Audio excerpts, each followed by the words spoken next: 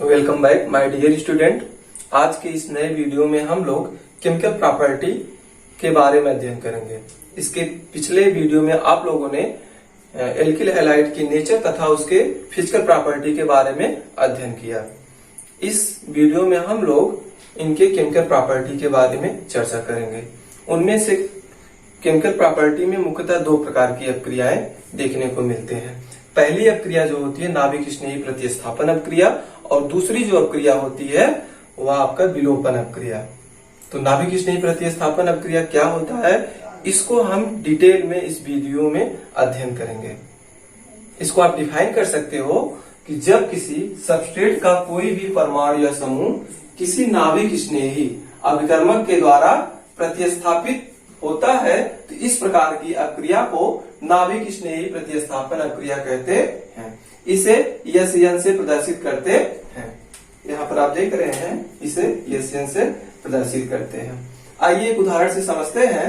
जैसे मान लीजिए आपने एक एल्किल हैलाइड लिया और इस एल्किल हैलाइड को न्यूक्लियोफाइल से अपक्रिया कराया। अपक्रिया के फलस्वरूप आप देख रहे हैं एक नया प्रोडक्ट बन रहा है जिसमें न्यूक्लियोफाइल जुड़ा हुआ है और हाइड्रोजन विस्थापित हो जा रहा है। ठीक है, आप एक व्यवहारिक तरीके से समझ सकते हैं। जैसे आप किसी बस में यात्रा कर रहे हो और एक सीट पर दो लोग बैठे हों, उसमें से किसी एक को आप उठा दीजिए, उठाकर स्वयं बैठ जा रहे हैं, तो यहाँ पर क्या हो रहा है, आप देख रहे हैं कि प्रतिस्थापन हो रहा है ना। किसी एक व्यक्ति को आप उठाकर और स्वयं बैठ जा रहे हो, तो वही चीज यहाँ पर भी लागू होता है कि न्यूक्लियोफाइल के द्वारा क्या किया दिया जा रहा है, हाइड्रोजन को विस्थापित कर दिया जा रहा है। इस प्रकार की जो अपक्रिया होती है वो नाभिक स्नेही प्रतिस्थापन अपक्रिया कहलाती है। ठीक है, अच्छा, यह अपक्रिया जो होती है वह दो तरह से संपन्न होती है। कितने तरह से? दो तरह से। पहला आपका है SN1 मैकेनिज्म और दूसरा जो होता है SN2। पहला आपका है SN1 अपक्रिया और दूसरा आपका होता है SN2 अपक्रिया। SN1 और SN2 अपक्रिया को हम आइए डिटेल में देखते हैं। पहला है SN1 और दूसरा है SN2। पहले का पूरा नाम है यूनिमॉलिक्यूलर न्यूक्लियोफिलिक सब्स्टिट्यूशन रिएक्शन और दूसरा का पूरा नाम है डाईमॉलिक्यूलर न्यूक्लियोफिलिक सब्स्टिट्यूशन रिएक्शन। तो आइए हम पहले SN1 को डिटेल में पढ़ते हैं।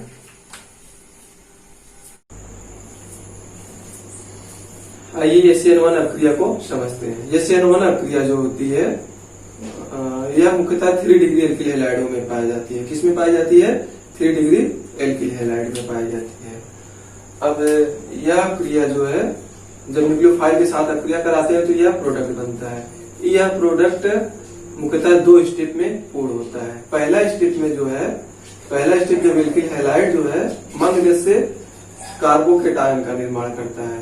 यह कार्बोकेटायन में मुख्य बातें होती हैं इस अपक्रिया में कि 1 डिग्री एल्किल हैलाइड में कार्बोकेटायन का निर्माण होता है। अब जैसे ही कार्बोकेटायन बनता है, न्यूक्लियोफाइल तुरंत कार्बोकेटायन पर अटैक करके नए उत्पाद का निर्माण करता है। इस तरह से यह तो इसके उदाहरण की बात हो गई। अब हम आते हैं इसके कुछ मुख्य बिंदुओं पर चर्चा करते हैं। इसका SN1 की जो मुख्य बातें हैं वो नंबर 1 कि यह जो होती है इस अपक्रिया की जो दर होती है वह केवल सबस्ट्रेट की सांद्रता पर निर्भर करती है। किस पर निर्भर करती है? सबस्ट्रेट की सांद्रता पर निर्भर करती है। इसीलिए इसको जो है यूनिमॉलिक्यूलर सब्स्टिट्यूशन रिएक्शन कहते हैं।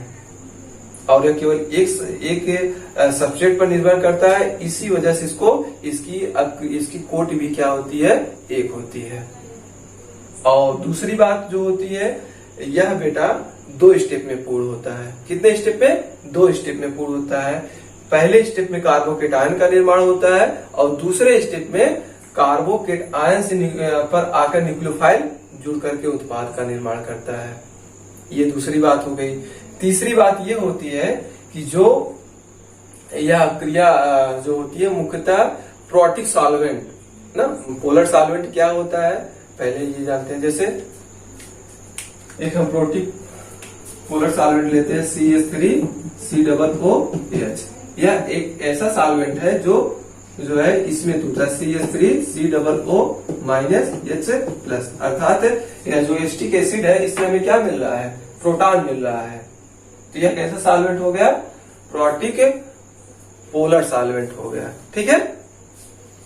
और तीसरा जो होती है, अब बेटा यहाँ पर जब कार्बोकेटायन का निर्माण होता है तो यहाँ पर इसका हाइब्रिडाइजेशन क्या हो जाता है, sp2।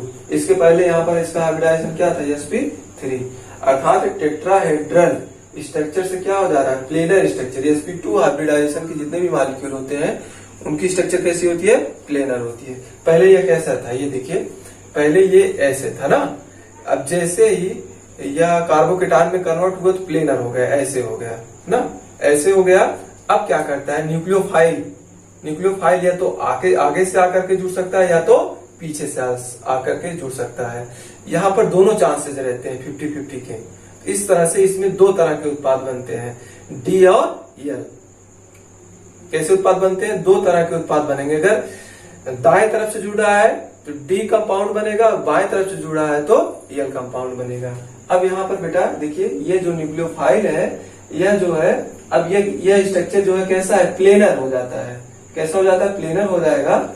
यहाँ पर प्लेनर नहीं बना पाया है, क्योंकि प्लेनर बनाने के लिए आप इसको ऐसे बना सकते हैं। ये देखिए, CR+, ये प्लेनर स्ट्रक्चर हो गया। अब यह न्यूक्लियोफाइल या तो आगे से जुड़ सकता है या तो पीछे से, और जब जुड़ेगा तो दो तरह के उत्पाद बनेंगे, या तो डी फार्म बनेगा या तो यल फार्म। इसलिए इसको हम क्या कहते हैं, रेशमिक मिक्सचर भी बोलते हैं। इसका दूसरा नाम क्या है, रेशमिक मिक्सचर। रेशमिक मिक्सचर में क्या होता है कि इसमें अगर डी और यल दो तरह के कंपाउंड बन रहे हैं तो उसे हम क्या कहेंगे, रेशमिक मिक्सचर कहेंगे। ये तो रही बात SN1 की। आइए हम SN2 अपक्रिया को समझते हैं। SN2 अपक्रिया को एक उदाहरण के द्वारा समझते हैं।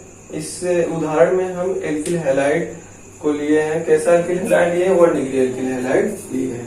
चूंकि 1 डिग्री एल्किल हैलाइडों में मुख्यतः SN1 प्रकार की अपक्रिया देखी जाती है, इसलिए हम यहाँ पर 1 डिग्री एल्किल हैलाइड लिए हैं। अब जब 1 डिग्री एल्किल हैलाइड को न्यूक्लियोफाइल के साथ अपक्रिया कराते हैं तो एक नया प्रोडक्ट बनता है। यह प्रोडक्ट किन स्टेप में गुजरता है, इसी चीज को समझना है, अर्थात इसके मैकेनिज्म को समझना है।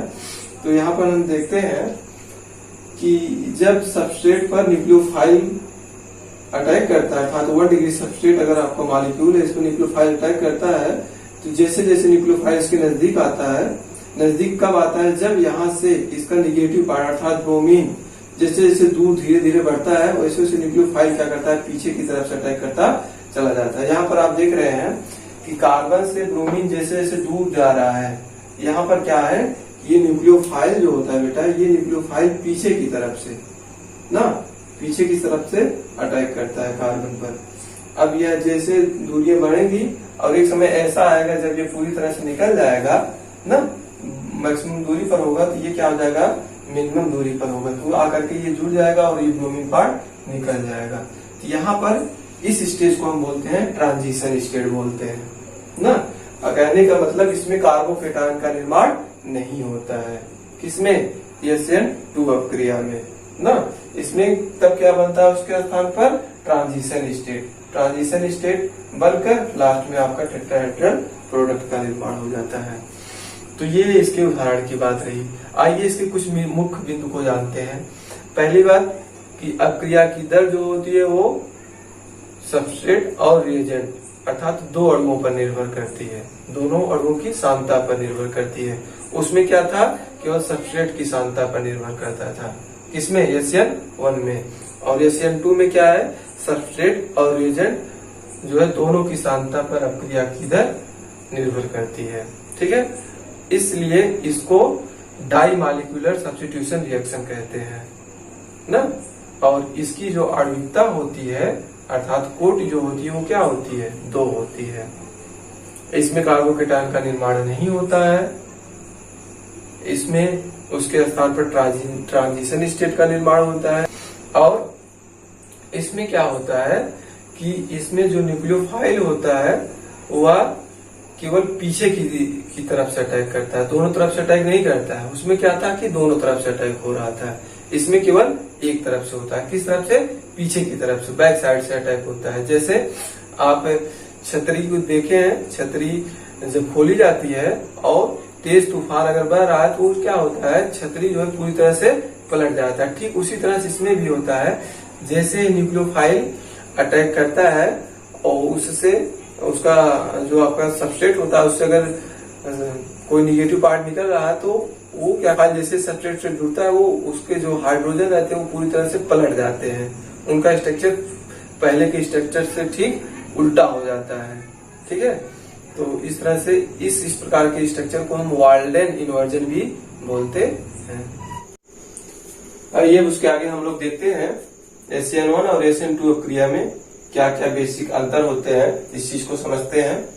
इसमें पहला जो होता है, अपक्रिया की दर सबस्ट्रेट के सांद्रण पर निर्भर करती है। अर्थात रेट ऑफ रिएक्शन जो होता है वो केवल सबस्ट्रेट की सांद्रता पर निर्भर करती है। जबकि इनमें क्या होता है, अपक्रिया की दर सबस्ट्रेट के साथ साथ रिएजेंट के सांद्रता पर भी निर्भर करती है। दूसरा क्या है कि यह अपक्रिया 2 चरणों में संपन्न होती है, जबकि यह अपक्रिया केवल एक ही चरणों में संपन्न होती है। आपने देखा कि इसके पहले चरण में कार्बोकेटायन बनता है और जो दूसरा चरण होता है उसमें क्या है बेटा कि कार्बोकेटायन से न्यूक्लियोफाइल आकर के जुड़ जाता है। इनमें अगला अंतर जो है, यह अपक्रिया क्या होता है, इस अपक्रिया में कार्बोकेटायन का निर्माण होता है। यह जो कि बहुत महत्वपूर्ण बात है। इनमें क्या होता है, कार्बोकेटायन का निर्माण नहीं होता है। उसके स्थान पर यहाँ पर क्या होता है, ट्रांजिशन स्टेट का निर्माण होता है। ठीक है, इसके बाद अगला है, यह प्रथम कोट की अपक्रिया है जबकि यह द्वितीय कोट की अपक्रिया है। प्रथम कोट की अपक्रिया क्यों? क्योंकि इसकी आणविकता 1 होती है और इसकी आणविकता क्या होती है, 2 होती है। अर्थात ये जो होती है इस अपक्रिया का रेट जो है वो 2 मॉलिक्यूलों पर डिपेंड करता है, इसलिए इसकी आणविकता क्या हो गई, 2 हो गई। इसी क्रम में अगला हम देखते हैं, यह अपक्रिया ध्रुवीय विलायकों में तीव्रता से संपन्न होती है, जबकि यह अपक्रिया जो होती है ठीक उसका उल्टा अर्थात अध्रुवीय विलायकों में तीव्रता से होती है। इसमें क्या है, यह अगला अंतर जो होता है यह बेटा बहुत ही इंपॉर्टेंट होता है। इस अपक्रिया में क्या होता है, न्यूक्लियोफाइल आगे और पीछे अर्थात किसी भी दिशा में जुड़ सकता है। अर्थात जब क्या होता है आगे और पीछे या किसी भी दिशा से जुड़ सकता है, तो यहाँ पर 2 तरह के प्रोडक्ट बनते हैं। कितने तरह के? 2 तरह के कंपाउंड बनते हैं। एक डी फार्म बनता है, दूसरा एल फार्म। जैसे मान लीजिए आप एक कायरल कार्बन ले लीजिए या एसिमेट्रिक कार्बन ले लीजिए, ए, बी, सी और डी। एसिमेट्रिक कार्बन का मतलब ऐसा कार्बन जिनसे 4 डिफरेंट ग्रुप जुड़े हों, उन्हें क्या कहते हैं, एसिमेट्रिक कार्बन कहते हैं। अब जब इसमें जो न्यूक्लियोफाइल अटैक करता है, न्यूक्लियोफाइल का जब इस पर अटैक होता है तो यह न्यूक्लियोफाइल या तो आगे से जुड़ सकता है या तो पीछे से जुड़ सकता है। तो जब आगे से या पीछे दोनों तरफ से जुड़ता है तो यहाँ पर 2 तरह के कंपाउंड बनते हैं।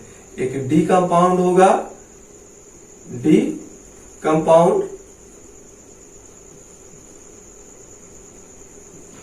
और दूसरा जो होता है एल कंपाउंड का निर्माण होता है।